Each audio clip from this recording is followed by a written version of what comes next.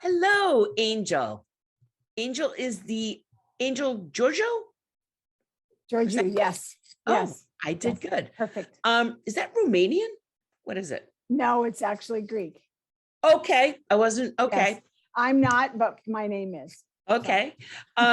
It's okay. Angel is the senior marketing specialist and for imaging supplies for large format systems at Canon Solutions America. Canon Solutions America is literally a Project Peacock pioneer. Tanya Powers from Canon Solutions America was standing next to me when we came up with the idea for Project Peacock. So literally, Canon has been at every single Project Peacock event, and that should matter to everybody out there because that is part of their commitment to helping print customers and end users and printers, communicate and understand how all the technology is works together and what is available for people to use. So I am thrilled to death. I actually made a video with Angel and the team over at Large Format Solutions. And you can find it on the Project Peacock websites under Peaks, Project Peacock Peaks. You can see Angel in a video there. Thrilled, so happy to have you. Take it away. Thank you so much, Deborah. And it's nice that I get to participate because usually I can tell you that my equipment counterparts are usually the ones that are doing the speaking. As Deborah said, I'm the senior marketing specialist with imaging supplies with Canon. And what does that really mean exactly? Because I kind of have a hat, I do many things. I've been I'm very involved in the trade shows that we do. So it's construction of the booth, what we put in the booth, how I work with the product managers, but my big responsibility is applications, learning, breathing. I've been doing media in every shape and size. I've been in the industry for about 40 years. I'm involved. So I was at the beginning of digital printing as a whole, the whole market development and transforming into today. And I apologize for the noise in the background. I'm so excited that I can share some ideas with you today. And it's been really nice listening, kind of not being the first one, but listening to everybody else, because I think what I'm going to talk about too kind of goes along with what everybody else is talking. So thanks again for letting me to participate. What is POP? Because we all use it that way, POP, and people look at you like, what does that mean? And we all know point of purchase, but I think it's really a way to create a sale, a way to get someone to ask a question, a way to give information, a way to create an environment, a way to create a behavior, a way to compare, and a way to share thoughts. And so I was thinking about POP has changed so much because of printing technology. We don't just use a press anymore. We don't just use copy machines anymore. With wide format, it has expanded the market and the ability of what we can do as a PSP and print buyers, what they can spec and take a look at how do you make things differentiate in a store. We're trying to create a brand. So up at the top, it shows kind of what I would say is the old school, like that's all we could do, sales signs, hanging sales signs. But down at the bottom, we're using magnetic receptive, to show and be able to create a design, a design element that can change in a restaurant or a retail store, that kind of thing. We're using that beer is done on our Arizona, showing a varnishing application to make it look like it's really cold right out of the freezer. And the image on the right is floor graphics, but they're really pretty cool looking, brightly colored graphics to get you to move forward. So, and they used to refer to signage that was just, created stationary or to buy a complete decision, try to complete your decision to buy. And it's still supposed to do that. But what I'm trying to do now is like, where is it? Because I think POP, everybody talks about retail, but every element of what we do now is trying to sell you something, whether it's at school or it's a healthcare, somebody wants you to complete a transaction. So I think that it has actually expanded the capability of where we can use a point of purchase application or design technology. And I kind of I found this information in a study I read that we spend 80% of our lives in interior space. So not only are we doing in things interior and residential, but interior commercial and in the commercial market, especially with COVID, where people are now trying to get people back into the store and off of online and create some new environment. It's become extremely more important. And you can see in the environment that we can create, indoor or outdoor, we're creating a need. We're creating interest to ask a question. We've got different things going on here in a grocery store. Tom showed a lot of images about window displays. Everything is just so different now where we're able to do so many things. And really it's because of the digital print technology. And my specialty is media. So my thought is that now the media is expanded. Alone in our portfolio, we have thousands of items that we can sell. Many go into different gaps of groups of different things. But as the media expands and offers you more opportunity in a manufacturer, the digital presses have to keep up too, to be able to create all those items as well to get you to be able to print them. The excitement, bright colors and solid messaging, mixed media. MacTac is a partner of ours that we do a lot. We like their products. They print really well, and they have a really big breadth of things that we can do, mostly in the vinyl business. So easily decals and wall murals and different window displays and graphics. So those are the kind of things that we're trying to do. Obviously, in a CMYK world, we're wanting to bring in really more important information. And engagement. So what do you do to create the customer, to get the audience engaged? We need to create a need because that's how we sell things. And we create an interest to ask a question.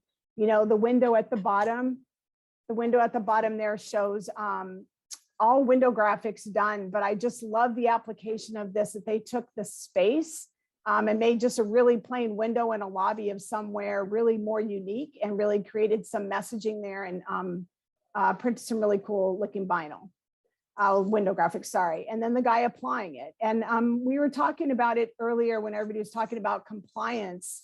And I think one of the things to think about if you are a PSP that's on, and also a buyer that's buying to put into a store, that comparing items and comparing media and the ease of execution for install is a big part of what's going on now. A lot of the media manufacturers are trying to make it easier to install, to be a more DIY application. And that allows us to be able to print on presses and have the PSPs be able to print and do fulfillment and get it out so that they can create the images so that the brand does look like it's supposed to, so they don't have to necessarily hire an installer when they do a huge rollout, that every store can actually apply it. And I think a good learning experience of this is anyone that was out during COVID looking at floor graphics. I think if you go out now and you look at what's still down on a lot of floors, everyone was putting down whatever they could find because the compliance was you needed to, but now they all need to really be removed and be replaced. I take pictures of them all and I start looking and I'm like, the brand would be mad that it actually still looks like this on the floor. So I think some of the things that we try to make easier is what the media manufacturers are trying to do to help eliminate those kind of things. The walls around you, and you know, we all talk about wall covering, but it's really more than just residential or commercial. It's about messaging. It's about just creating a really quick environment that just breaks up a space. And every usable space now, whether it's the ceiling or the floor or the four walls, patterns or messaging, whether it's subtle or dynamic, you're able to create an environment. And the picture on the right down the bottom is actually, we created at the trade show, we actually created this space that was a restaurant, but able to actually print everything in the booth was printed on a Canon device. Between their print production systems, the copier systems, as well as wide format, we all participated in the show at Print 18. So the walls, the floors, all of that was done. Everything was printed on a device, was all printed digitally. And some more, whether it's smooth or textured. This is basically construction walls in a mall and we have a customer that prints these graphics so that while the construction is going on, it's feeding and giving the stores actually able to start advertising before they're there. But then just regular residential or creating an image. So mixed media, temporary or permanent. There's just so many choices now.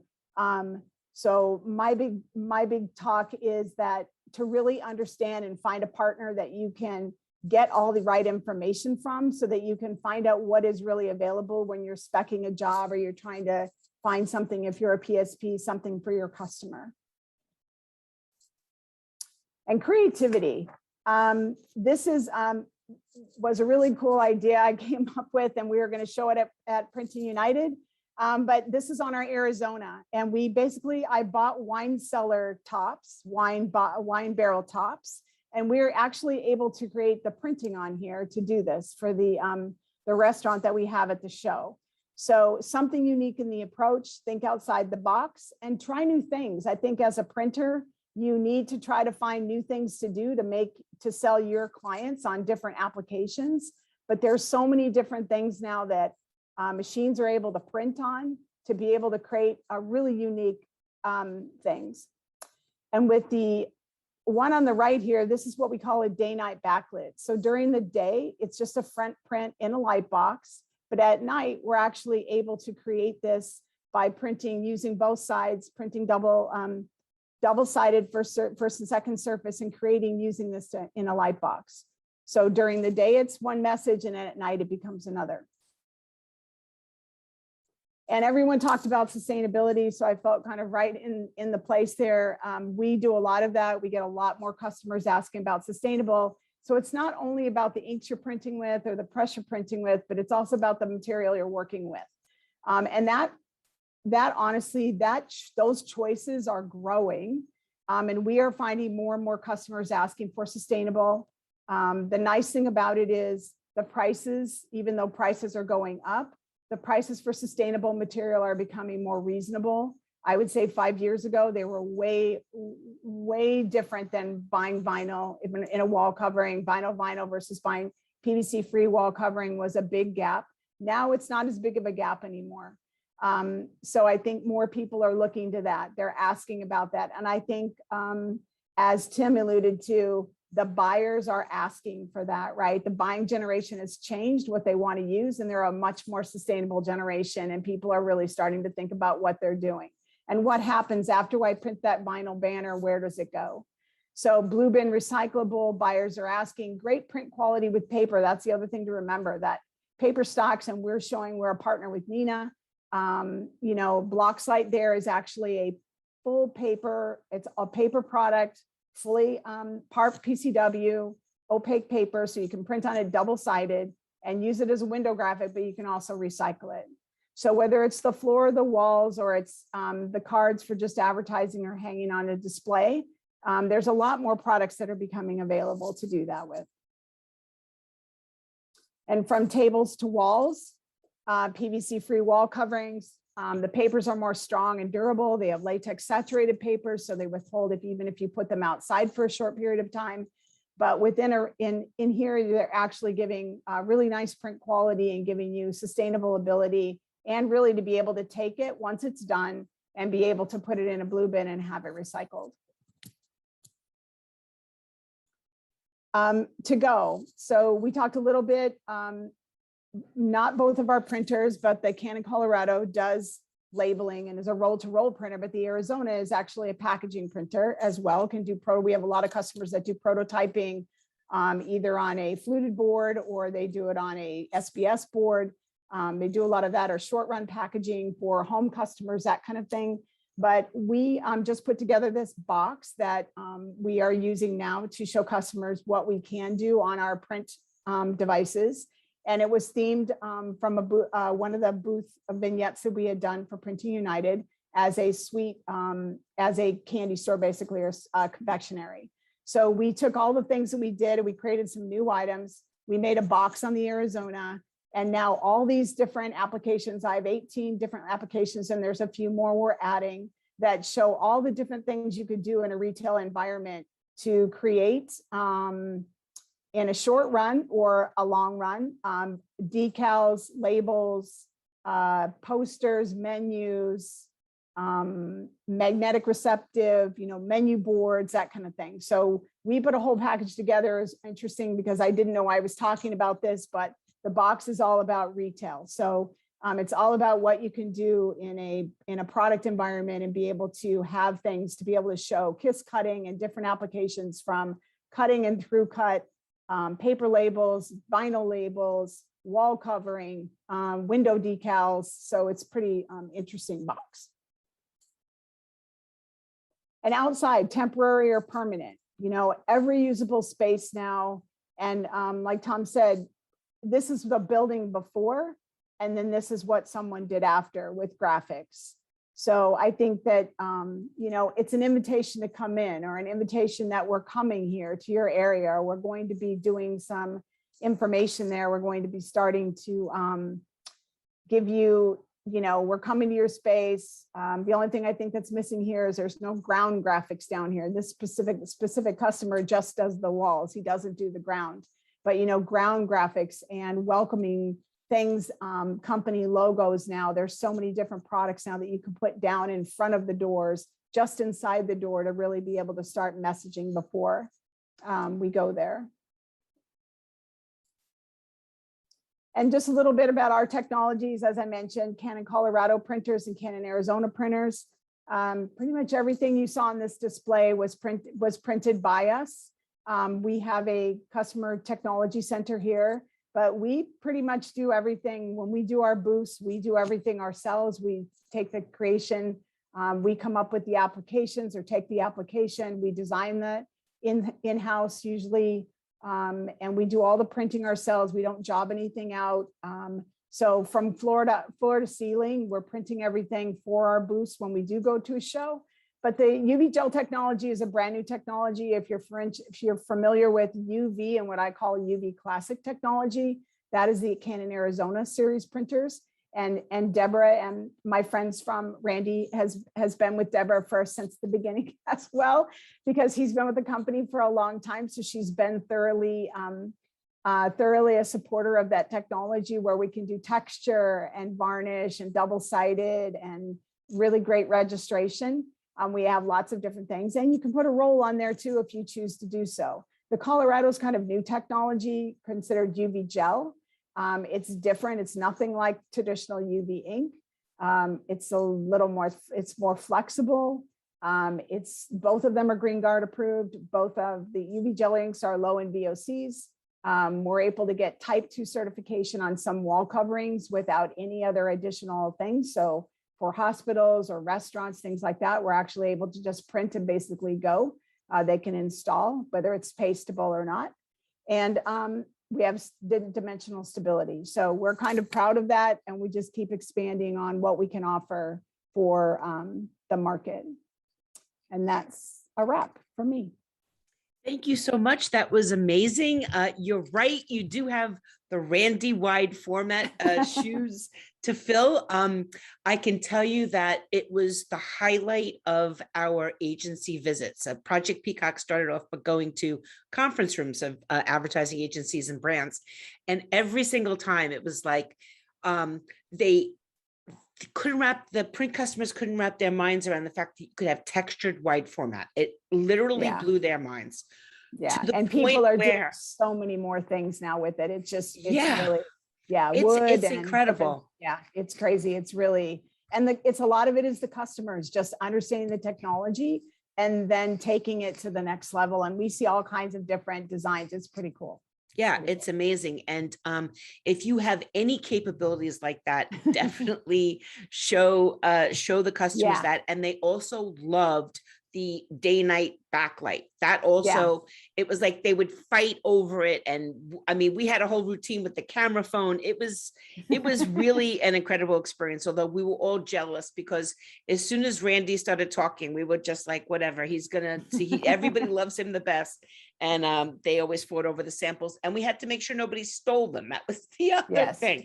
Everybody wanted them. So thank you so much, Angel. Again, thanks for having me. Much to Canon Solutions America for their continuous support of Project Peacock. They have a booth on the platform. Pop in there and visit, say hello, drop a note, and thank them for supporting Project Peacock.